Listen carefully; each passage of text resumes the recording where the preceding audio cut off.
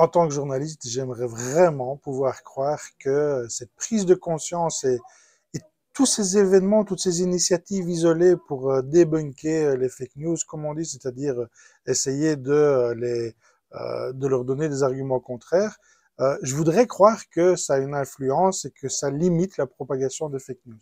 Mais objectivement, de manière un petit peu réaliste, il faut bien se rendre compte quand même qu'on est submergé par les fake news, c'est que une fake news, généralement, par son aspect choquant, elle est beaucoup plus virale, en fait, qu'une information coupée, vérifiée, etc., qui, généralement, n'est pas choquante. Mais en même temps, ça fait partie même de... C'est un travers aussi des médias, par exemple. Avant qu'on parle des fake news, avant qu'il y ait les réseaux sociaux, on le sait que les médias parlent plus du train qui arrive en retard que de celui qui arrive à l'heure. Et avant ça, avant qu'il y ait des médias, etc., ben, il faut pas remonter très loin. Au XVIIe siècle, on brûlait encore les sorcières à Salem. Et il n'y avait pas de réseaux sociaux, il n'y avait pas de médias institués. Donc, j'aurais tendance à dire que les fake news, ça existe depuis que l'homme est capable de communiquer avec l'homme, mais qu'elles ont tendance quand même à proliférer, que les réseaux sociaux ont un effet d'accélération comme ça sur les fake news, et que je n'ai pas l'impression que nous sommes en train de gagner la bataille, malheureusement.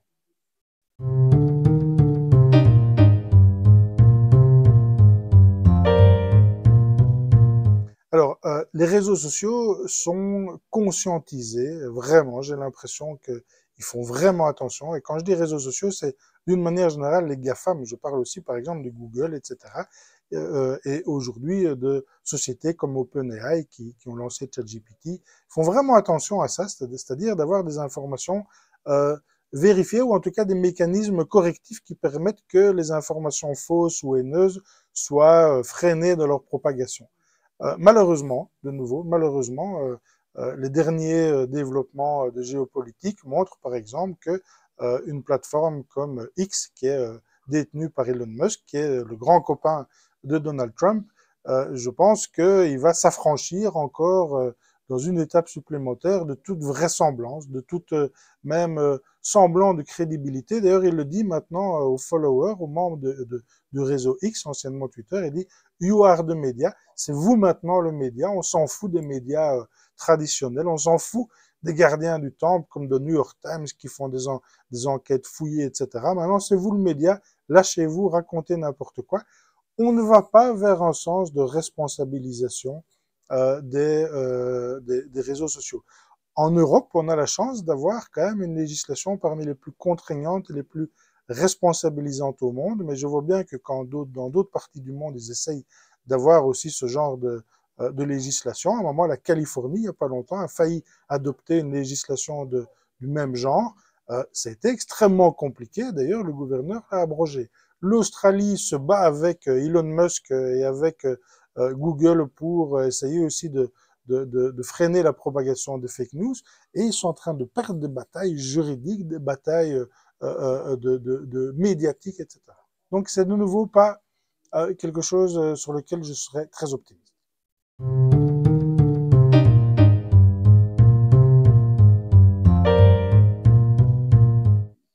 Alors, c'est une bonne question. Quel est le profil d'une entreprise qui veille à son e-réputation? Alors, généralement, on se dit, ça doit être des grandes entreprises, des multinationales, des secteurs sensibles, etc. Or, pas du tout. L'e-réputation, c'est quelque chose dont même nous, en tant qu'individus, nous sommes responsables de notre e-réputation. En tout cas, parfois, nous pouvons être victimes de mouvements contraires à notre réputation en ligne. Et les petits indépendants, c'est pareil. La petite pizzeria d'Andenne qui subit un lynchage parce qu'il y a un groupe de clients qui n'a pas apprécié son restaurant, par exemple, ou qui n'a pas apprécié, ce qui arrive souvent d'ailleurs, qu'il ne se voit pas offrir le verre du patron après avoir commandé une pizza. Alors il lynche la pizzeria, il raconte des carabistouilles, il diminue ce qu'on appelle en marketing les reviews, c'est-à-dire les notes, les fameuses petites étoiles sur Google ou Facebook, etc. Et là, c'est très difficile de lutter contre ce genre de choses. Je prends un autre exemple. Ma compagne a un gîte dans les Ardennes. Elle aussi est tributaire des notes que les internautes, c'est-à-dire les clients, lui donnent après l'avoir visité. Il suffit de quelqu'un, un petit peu un mal logis, comme on dit en wallon, qui n'a pas apprécié quelque chose. sur lesquels elle n'a aucune prise. Imaginons par exemple quelqu'un qui vient de la ville, son gîte est tout près de l'église du village, la cloche sonne toutes les heures jusqu'à 22 heures et ça redémarre à 7 heures du matin. Eh bien, elle va peut-être avoir un 1 sur 5 sur TripAdvisor ou Booking. Ça lui fait perdre des clients.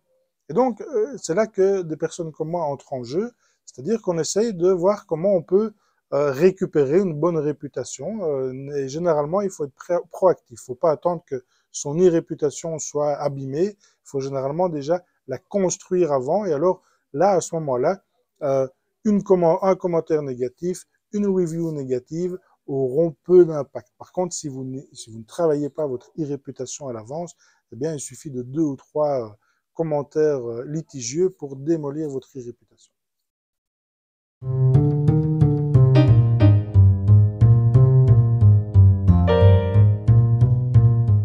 Alors, j'adore cette question parce que c'est impossible à définir. La maturité numérique est impossible à définir. La Wallonie, par exemple, a fait une sorte d'outil où on peut voir la maturité numérique des entreprises. Et il y a toute une série de questions. Et moi, je fais ça aussi pour les entreprises. Et donc, je les aide à remplir ce questionnaire de maturité numérique qui est très limité. C'est-à-dire, est-ce que les entreprises traitent toutes leurs factures par courrier électronique? Est-ce que les entreprises ont tel système? Les entreprises ont ceci, ont cela. Et puis, alors, on donne un indice. On dit qu'il faut devrait un petit peu améliorer parce que quand même, faire encore des factures à la main hein, en 2024, c'est un petit peu dommage. Je caricature, mais à peine. Ce qui est intéressant aussi, c'est la maturité numérique des individus. Et là, l'Europe, de nouveau, a des grilles d'analyse qui sont intéressantes pour voir où sont les pays européens où il y a une meilleure maturité numérique des individus. Et là, c'est basé sur des tests très simples. Hein. Est-ce qu'on est capable d'envoyer un mail avec une pièce jointe? Est-ce qu'on est capable de lire un PDF sur son smartphone? Est-ce qu'on est capable de faire toute une série d'opérations de ce genre-là? Et si oui, eh bien, on estime qu'on a atteint un certain degré de maturité numérique. Mais c'est très subjectif. Euh, et parfois, il y a des entreprises ou des individus qui réussissent à faire toute une série d'opérations et dont on dit qu'ils ont atteint un bon degré de maturité numérique et sont complètement nuls sur d'autres choses, notamment le fameux esprit critique. Donc, pour moi, la maturité numérique, c'est difficile de l'objectiver. Il est que le grain. Merci.